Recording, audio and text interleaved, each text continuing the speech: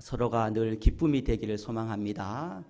또 소망의 하나님을 바라보며 어제보다 오늘, 오늘보다 내일 점점 더 잘 될 것이라는 희망과 소망을 품고 삶의 자리에서 불평, 원망이 아니라 날마다 감사하며 침노하며 하나님 준비하신 그 일의 역사가 우리 성도님의 삶의 가정에 충만하게 임하기를 주님의 이름으로 간절히 소망합니다. 존 파이퍼라는 사람이 쓴 책 중에 현대인의 7가지 치명적인 죄라는 책이 있습니다. 현대인들의 치명적인 7가지 죄. 여기에 보면요, 이 존 파이퍼는 이런 말을 합니다. 이 시대를 이렇게 이야기합니다. 이 시대는 지금 우리는 분노의 시대를 살아가고 있다라고 이야기합니다. 이 시대를 한마디로 분노의 시대이다라고 말합니다. 왜 잘 풀리지 않을까? 자기 인생에 대한 짜증 섞인 분노, 그리고 나는 열심히 살아가는데 왜 이렇게 불공평할까? 불공평한 세상에 대한 분노, 또 어떤 사람에 대한 인간관계 속에 이해되지 않고 상식적으로 정말 이해되지 않음에 대한 못마땅에 대한 사람에 대한 분노, 또 내 생각대로 내 마음대로 되지 않음에 그리고 짜증 섞인 분노, 이 분노, 또 자신의 한계, 내가 정말 어떤 일에 어떤 문제 앞에 내가 아무것도 할 수 없음에 스스로 한계에 부딪혀서 거기에 분노, 또 국민들은 정치하는 사람에 대한 분노, 부모는 자녀, 자녀는 부모에 대한 분노, 이 시대를 한마디로 분노의 시대, 분노의 시대를 우리가 살아가고 있다라고 존 파이퍼는 우리에게 이야기하고 있습니다. 그렇습니다. 한 주를 살아보면은 이런 일 저런 일로 말미암아 짜증 낼 때도 있었을 거고, 또 분노, 또 욱하는 마음에 또 죄를 또 상처를 주면서 우리가 살아왔을 것입니다. 여기에서 자유할 수 있는 사람은 한 영혼 또 한 사람도 없을 것이다 라는 것입니다. 그런데 중요한 것은요, 문제는 분노를 표출하는 방법, 분이 나는 것이, 화가 나는 것이 죄가 아니고요, 잘못된 것이 아니고요, 분이 나고 화가 나는 것은 정상적인 것입니다. 그런데 그 다음이 문제인 것이죠. 이 문제를, 이 분노를, 이 욱하는 것을 어떻게 표현하느냐, 어떻게 표출하느냐, 이것이 중요하다라는 것입니다.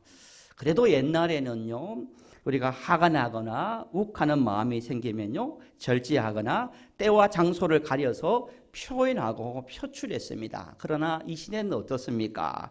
요즘은 그렇지 않아요. 가리지 않고 욱합니다. 화를 냅니다. 기분 나쁘다고 욱합니다. 자존심 상하다고 욱하고 감정을 표현합니다. 내 성질을, 내 자존심을 거렸다고, 나를 무시했다고, 때로는 이상하게 나를 쳐다봤다는 그 이유 하나만으로 욱하고 감정을, 분노를 표현하는 그러한 묻지마 욱하는 범죄가 세상을 판치고 있는 상황이라는 것입니다. 여러분, 분, 화, 욱하는 마음은 우리 인간에게 정상적인 거지만, 그러나 성경은요, 그 다음에 어떻게 하느냐에 따라서 그것이 죄가 될 수 있고, 또 그것이 하나님의 영광을 드러낼 수 있다라고 우리에게 이야기합니다. 우리가 인생을 살아가면서요, 여러분 신앙생활을 하면서 여러분 모든 인생살이에서 3가지를 조심하면요, 3가지에 늘 깨어 있으면요, 은혜로운 또 믿음 생활, 건강한 인간관계의 삶을 살아가고 있을 수 있습니다. 3가지가 뭐냐면요, 앞글자를 따져서요, 욱, 섭, 비, 이 3가지만 유의하면요, 여기에 깨어 있으면 우리가 건강한 신앙생활, 또 은혜로운 신앙생활을, 아름다운 복된 인간관계의 삶을 살아갈 수 있습니다. 욱이 뭐겠습니까? 욱하는 마음. 2번째, 섭이 무엇이겠습니까? 섭섭한 마음. 3번째, 삐가 무엇이겠습니까? 삐지는 마음. 그렇지 않습니까? 교회에서나 가정에서나 여러분 모든 삶의 영역에서 욱해서, 아니면 섭섭해서, 아니면 삐져서, 욱하는 감정과 섭섭하는 마음과 속상해서 삐지는 마음 때문에 한순간에 잃어버리고, 한순간에 상처를 주고, 한순간에 외톨이가 되어버리는 그러한 인생을 불행하게 살아가는 경우들이 얼마나 많이 있습니까? 그렇습니다. 욱하는 마음을 억누르지 못하고 갑자기 폭발하는 사람, 이 시대에 우리가 얼마나 많이 볼 수 있습니까? 이것을 심리학에서는요, 과도한 표출을 우리가 어떻게 말하면 분노 조절 장애라고 말하는 것입니다. 절제하지 못하고 표현을 적절하게 하지 못하는 그런 욱하는 마음이 들고 삐지는 마음, 섭섭한 마음이 들 때마다 그냥 다 쏟아내어 버리는 경우를 분노 조절 장애이라고 말하는 것입니다. 마음에 화가 많습니다. 마음의 화를 계속 가지고 있습니다. 마음의 화를 지혜롭게 빼낼 줄 모르면 그것을 쌓아놓고 있으면 누군가 단추를 누르게 되면 그것이 폭탄이 되어서 욱 하면서 여러분 주변을 힘들게 만들어버리는 경우들이 얼마나 많이 있습니까?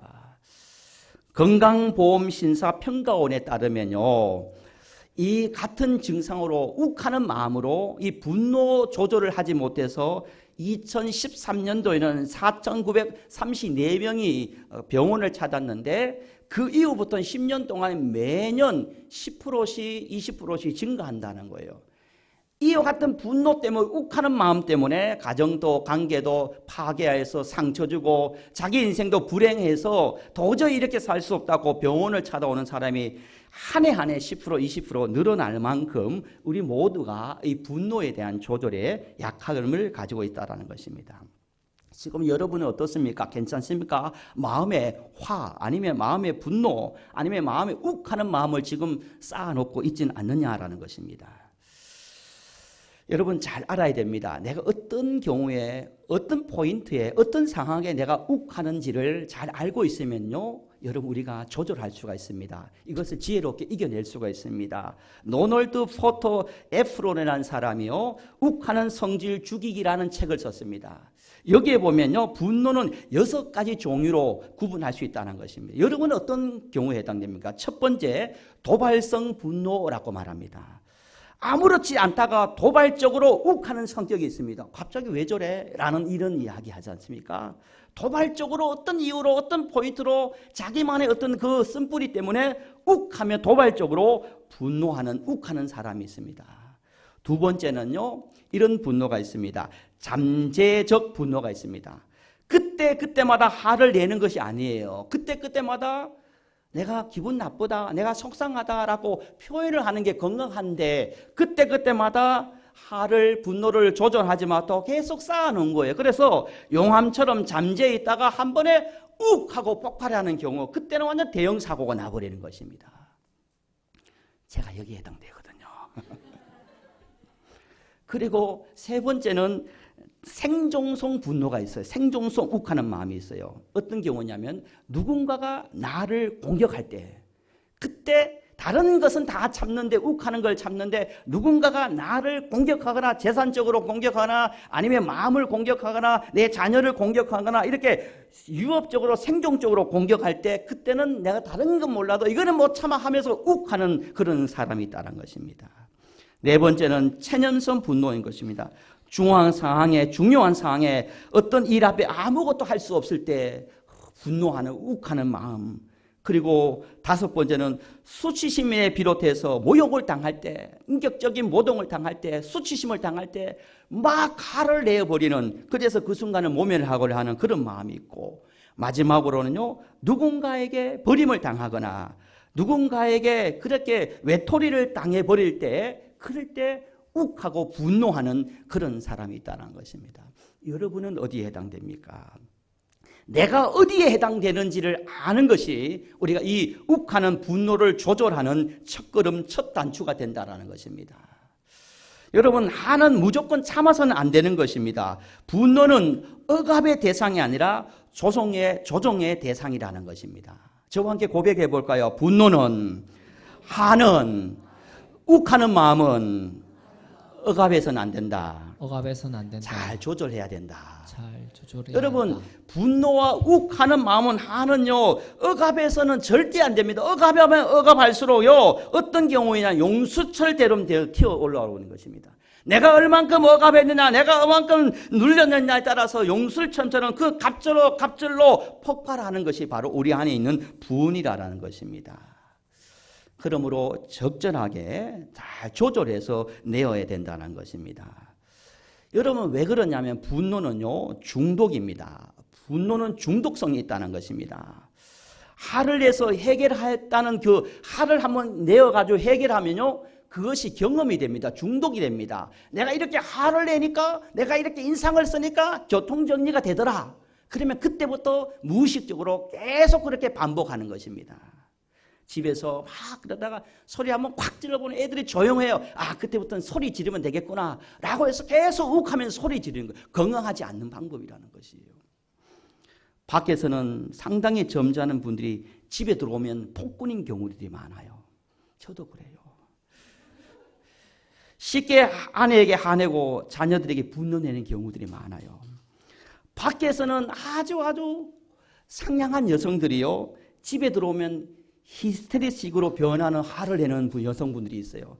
밖에서는 천사예요. 어머 천사인데 집에 들어오면 오만 짜증을 다 내는 히스테리를 부리는 여자가 있어요. 시댁에 가면요 아주 순종적인 며느리인데 친정에 가면 친정 어머니를 못 살게 하는 그런 여자가 있어요. 여러분 이것이 다 분노를 조정하지 못하는, 여러분 이렇게 분노를 중도가 화를 내서 해결하면요 그것이 자녀들에게 대물림이 된다라는 것이에요. 내 때에 나로 끝나는 것이 아니라 자녀에게 상처를 주고 또 누군가에게 상처를 줘. 이 상처가 자녀들에게 대물림이 되어서 내 모습이 자녀의 모습 속에 있고 그 자녀의 모습이 그 아랫대에 3대, 4대에 거쳐 그 가게의 저주를 끊지 못하는 그런 경우들이 얼마나 많이 있느냐는 것입니다. 오늘 본문을 보면 야고보서는 성정이 성품이 아주 좋은 사람인데 야고보서는요 이 욱하는 마음, 이 성정에 대해서요 이 혀에 대해서 이렇게 말씀을 합니다. 왜 우리가 조절해야 되는가? 왜 우리가 잘 다스려야 되는가를 이렇게 말씀을 하고 있습니다.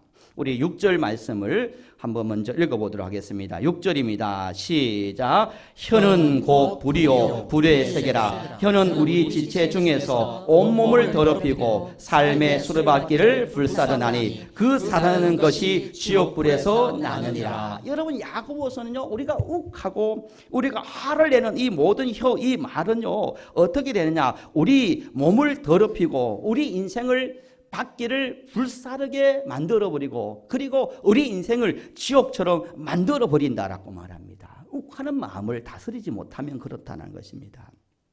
8절에서도 이렇게 말하고 있습니다. 8절입니다. 함께 합독해 봅니다. 시작. 혀는 능히 길들인 사람이 없나니 쉬지 아니하는 악이요 죽이는 독이 가득한 것이다 라고 말하고 있습니다. 혀는 능히 길들인 사람이 없다라는 것입니다. 자기가 살아보니까 이 욱하는 마음, 이 화내는 마음, 이 분노를 다스릴 수가 없다라는 것입니다. 내 마음대로 안 된다는 것입니다.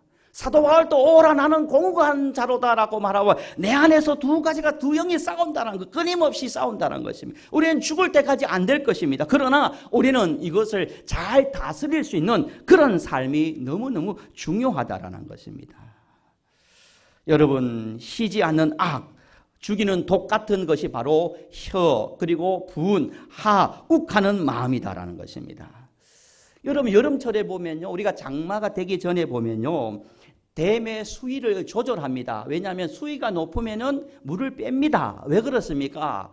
장마철에 비가 많이 오면은 이 수위가 높으면요 물을 빼지 않으면 이 물 때문에 댐이 붕괴될 위험이 있기 때문에 댐에 물을 뺍니다. 그러나 물이 부족하면 빼지 않습니다. 그 이유가 무엇이겠습니까? 물이 가득 차면 위험하기 때문이라는 것입니다. 여러분 욱하는 마음도, 여러분 안에 있는 화도 여러분 우리가 제어할 수 있는 방법은 단 한 가지인 것입니다. 여러분 그 화와 그 분을, 그 욱하는 마음을 여러분 지혜롭게 은혜롭게 그때마다 조금씩 건강하게 거룩한 방법으로 표현하고 또 드러내고 또 그런 감정을 잘 드러낼 수 있어야만이, 표현하고 여러분 그런 마음을 솔직하게 고백할 수 있을 때만이 여러분 안에 있는 감정과 분과 악화, 욱하는 마음들이 조절된다는 것입니다. 세네카라는 사람이 분노를 없앨 수 있는 방법 중 하나라는 책을 썼는데요. 분노를 없앨 수 있는 방법 중에 하나라는 책에 보면 한마디로 이런 말합니다. 너 자신을 아는 것이 중요하다. 너는 어디에 분노하는지를 아는 것이 중요하고, 그리고 그때마다 상대방의 부정적인 감정 때문에 불행할 필요 없이 표현하는 것이 중요하다는 것입니다.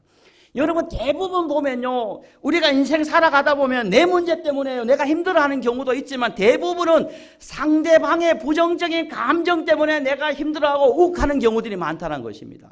왜 상대방의 부정적인 감정 때문에 내가 힘들어해야 됩니까? 여러분, 그때마다 적절하게 표현할 수 있는 것이 너무너무 중요하다라는 것입니다.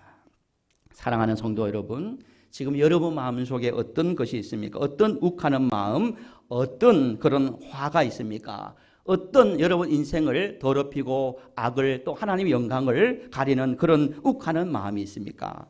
여러분, 이것을 지혜롭게 잘 극복을 해야 됩니다.